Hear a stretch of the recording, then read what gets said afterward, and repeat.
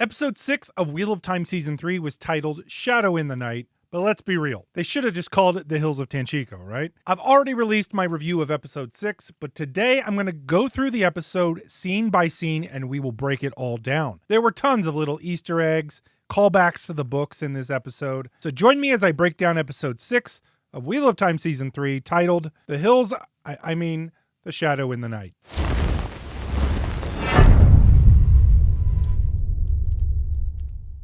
Before we get into the breakdown, I have a favor to ask of you. One thing you can do that would greatly help and support the channel is to give the video a like and subscribe to the channel, especially if you enjoy Wheel of Time related content. It's what I make here, and the more you like and comment, the more it helps YouTube to know to share this content with new people. Thank you for all of your support. But let's dive straight into the episode, and we were going to start with this opening scene. The opening title card of the episode tells us that we are seeing a flashback to 95 years ago, and then we see a young Liandrin, likely not much more than 13 or 14 years old. This implies that in the show, Liandrin is near 112 years old, and that her son, Liandrin, had been around 95 at the time Lanfear killed him in Season 2. While this isn't a big deal, in the books, Liandrin is far younger, being around 35 years old at the start of the story, even younger than Moiraine and Swan, who were considered fairly young Aes Sedai. After Liandrin leaves the house of the horrible man that was enslaving her, she wanders through the city looking for help with her baby, and no one answers or helps her, really symbolizing what a cruel place Tanchico can be. She ends up sitting down at the base of a statue in the harbor. Now, on this statue, as will become very relevant later in the episode, we see the collar of a Damani over top of the man. Now, we're going to talk more about this in a little bit. But as she falls asleep, and it's important to notice that she does indeed fall asleep, she sees a Shamael in her dreams. Now, this is important for a few reasons. For one, Shamael was not released from his prison yet, as Rand did not officially do that until the end of Season 1. As a result of that, Shamael primarily just enters people's dreams to give instructions and, in this case, help. In the books, Shamael is only partially sealed away, unlike the other Forsaken. Once every 1,000 years, he's able to leave his prison and affect the world. The 2 times that he did it previously in the books were during the Trolloc Wars, roughly 1,000 years after the breaking of the world, and then later during the reign of Arthur Hawkwing, about 1,000 years prior to the start of the story. Now, by this point in the books, roughly 100 years before the start of the story, he was still sealed, but he was beginning to affect the world again. Now, we jump to the scene of Liandrin's dreams, with her wearing the Amyrlin stole and sitting on the Amyrlin seat in the hall of the tower. Now, aside from simply showing that Liandrin dreams of being the Amyrlin, the scene is very telling of Liandrin's character and her motivations. Above all, she desires power. She's motivated to have power to prevent the things that happened to her in her youth from happening to her ever again. And I believe this is also why she has some affection for Nynaeve. She sees someone with incredible power. She wants Nynaeve to seize it. Another thing we see in this scene between Liandrin and Lanfear is the posturing between the Forsaken. They are far from united, and they compete over resources and tools like the Black Aja. Lanfear pointing out that Ravine has some sway with one of the Black Aja sisters with Liandrin, and then asking to have her eliminated is very much a Forsaken thing to do. Additionally, there is some more foreshadowing here that was also hinted at in previous episodes. We learned earlier in the season that Ravine is a master of compulsion among the Chosen, or at least that he makes great use of it, something that he does similarly in the books. We have so far seen one Black Aja sister use compulsion, Naomi, and of course we later learn who is serving Ravine, and that is Naomi. When we get to this meeting between the Black Aja sisters, we see them being served by Moghedien. Now, this is exactly what she does in the books as well,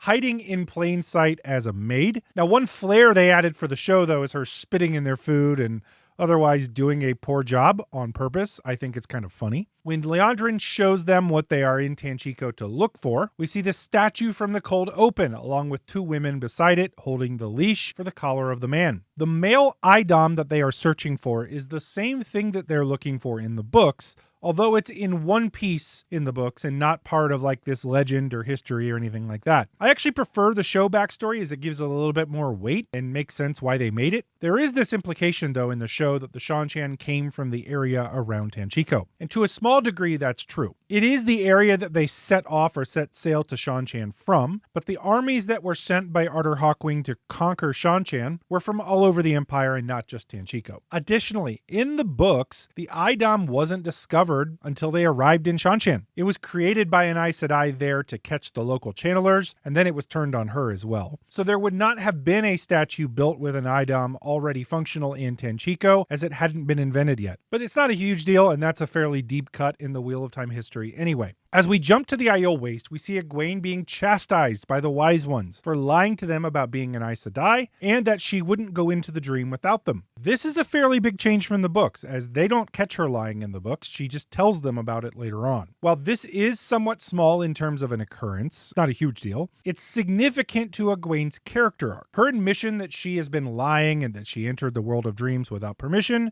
when she was learning was a sign of honor, and one of the reasons that she was able to build so strong of a connection with the Aiel Wise Ones. It signified her growth as a character in the books, and while we are probably not going to get the same plot lines from Egwene as we get in the books, this is an easy change of the story, but that moment in the books was fairly pivotal for Egwene's development. This here is the scene that you knew this girl was dead. That's it. That's the analysis. Here in this scene, we see Perrin in the Two Rivers after his rescue of the girls from the White Cloak camp. Now, he's being treated by Daze Conger, who is the new wisdom now that Nynaeve is gone, and Perrin mentions that the girls were returned, but worries about Natty being dead, and Fael tells him a saying that her father always says, you can either take care of the living or weep for the dead, not both. Now, this is actually a line that Perrin says in the books, as he is leading the people of Emond's Field in the books. This line change epitomizes my biggest issues with the Two Rivers storyline in the show so far. One of the things that makes it so powerful in the books is that it is Perrin's rise to leadership, not because he tries to be a leader, but because he simply is a leader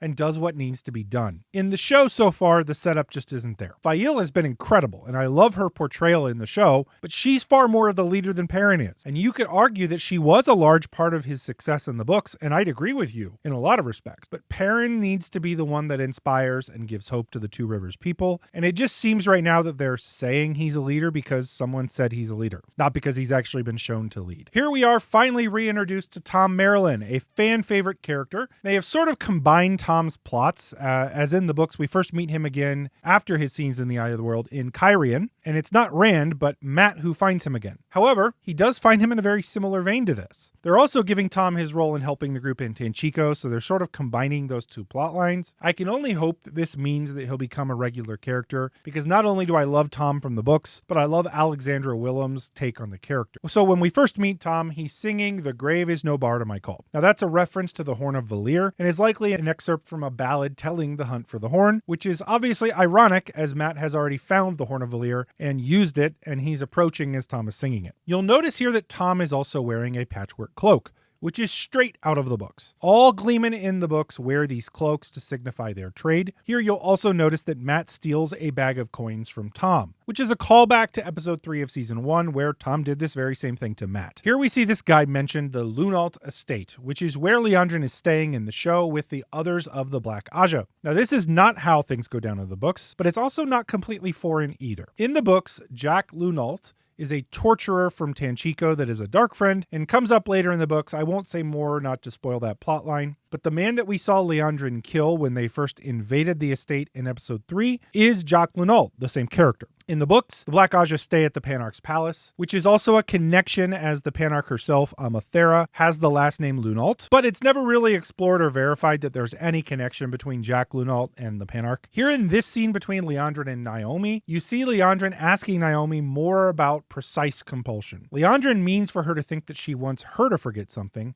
but in reality, Liandrin is fishing out if she's connected to another of the Forsaken. Now you'll notice that Naomi refers to the Forsaken as just that, the Forsaken, when dark friends typically refer to the Forsaken as the Chosen, as we'll hear later. Here we get yet another dream sequence where Lanfear is waiting up and completely aware of when Egwene enters the dreams, and immediately enters to mess with Egwene. One thing of note, though, in the show is they have really scaled up the power of the Forsaken in the dreams, specifically Lanfear. They are certainly powerful in the books, but Lanfear being able to kick the Wise Ones out of the dream and keep them out is not something that she should have been able to do. One thing I do love about this scene is that they get a part of Egwene's character right when she wakes up and immediately wants to go back in the dream and try again. Egwene is doggedly determined, and I hope that they pay off her hard work and determination in the show. Here in this scene with Moiraine and Rand, they discuss how they both wield the one power, and Rand tells Moiraine that she shouldn't surrender, but rather she should try and control and seize the power. Now, this is really more about the differences between Saidin and Saidar than Rand giving good advice to Moiraine. Just because he says it doesn't make it true. And that's one thing about the books that Robert Jordan did really, really well. He wrote very many unreliable narrators, as people in his books, just like people in real life, see the truth through their own eyes and often believe that their opinions are facts. You see this with Aes Sedai, you see it with Moiraine in the books,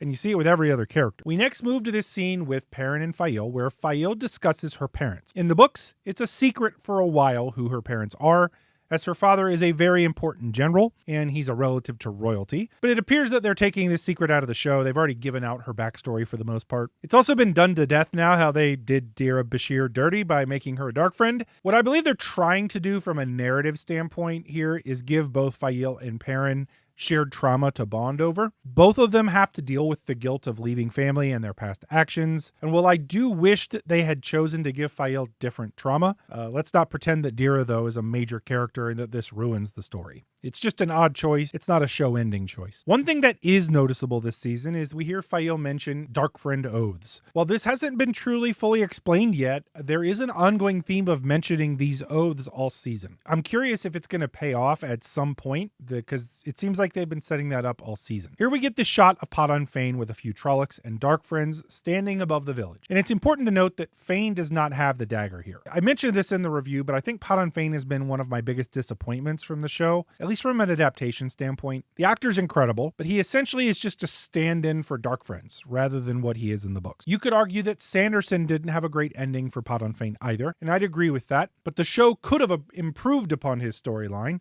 not just simplified it into nothing. It's likely a victim of just time, but this is an area that I wish they had put more time into. He's truly terrifying if they gave him the proper treatment on the show, and I think he would have been really, really compelling. If you'd like to know more about Padan Fain, I made a video breaking down his character.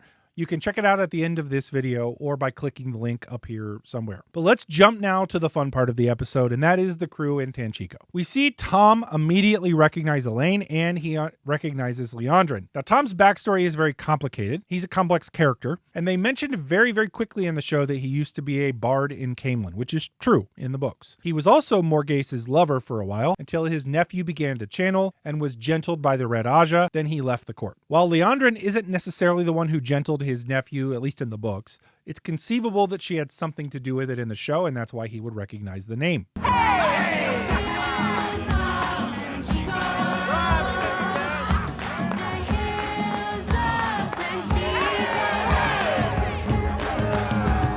The Hills of Tanchico is an obvious banger, but it's also from the books, although it's not sung by Elaine. In the books, these are lyrics sung by Amathera, the Panarch of Terrebonne, as she was forced to do so after being tortured by the Black Aja after they invaded her palace. Here we get the scene where Liandrin interrogates Naomi and learns the location of the collar, but then kills her and says that she doesn't need the help of the Chosen, as she wants to become one. Notice that Liandrin calls them the Chosen, unlike Naomi did earlier. I wonder if this has to do with the fact that Liandrin wants to become them, so she elevates them differently by calling them Chosen rather than Forsaken. But then you fast forward to Moghedien interrogating Ispan, and we get her calling them the Forsaken. These Black Aja sisters need to get it together. So we jump to the scene in the Two Rivers where the Cawthon girls heal Alanna. And I saw a lot of you upset I didn't mention this as something I disliked in my review, so I'll address it here. This isn't something that would have been possible in the books, at least not to the level that these girls do it. But here's the thing. It's consistent with what they've done on the show so far with healing. As far back as season 1, they've made healing something that can be just done with the power, and it's less of a skill. So it's not that I love that they've made healing this simple.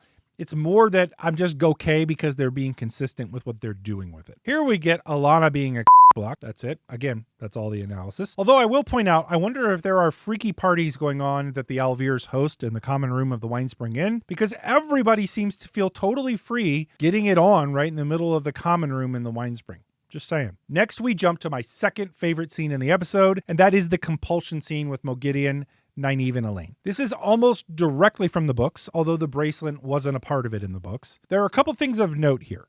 First, Moghedien mentions how strong they are, which means that she can feel their strength in the One Power, confirming that channelers can do this just like in the books. But let's talk about compulsion in general. What is it and what it does? Compulsion is a complex weave of the One Power that can alter a person's mind and make them more susceptible to suggestions or willing to obey. It can be done to plant memories or thoughts, but they typically have to be said verbally, as Mo Gideon does in this scene, telling them what they should remember about her being there. But also, compulsion was used earlier this season by Ravine posing as Gabriel, planting knowledge of himself in people's minds. This was done non-verbally, very different than we would typically understand compulsion to work. So that's interesting. Here we get Rand trying desperately to explain how he wasn't cheating, and then trying to change the subject because he was clearly cheating and was caught, but just thought I'd point that out. So let's talk about this Samael attack. I mentioned in my review that I thought it was a waste of Samael, but I don't think they are giving Samael the same arc that he got in the books. They're already trimming down the Forsaken,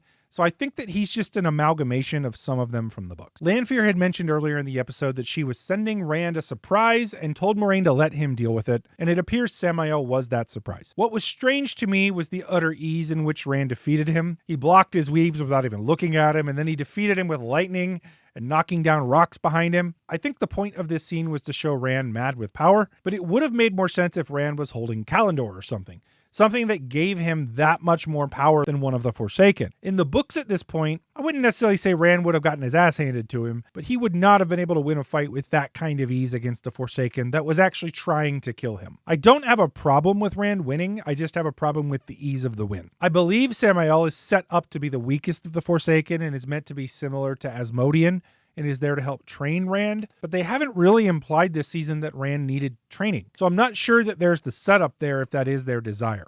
We'll have to wait and see. Rand trying to bring the girl back to life is a poignant scene from the books, although I think it's missing Kalandor to make it work right. Rand had a god complex when using Kalandor in the books. I think Rand believing that he can do anything in the show just kind of comes out of nowhere because we haven't seen that out of him yet. So that's what I got from this episode. What did I miss? Let me know in the comments of the video. As always, give the video a like if you liked it and subscribe to the channel to get more Wheel of Time content. That's what I make here on the channel. Thank you to my patrons. If you'd like to become a patron, check out the link in the description. And lastly, if you liked this video, check out some of these videos here, including that video about Padan Fain I told you about earlier. Thanks for watching, and until next time, peace out.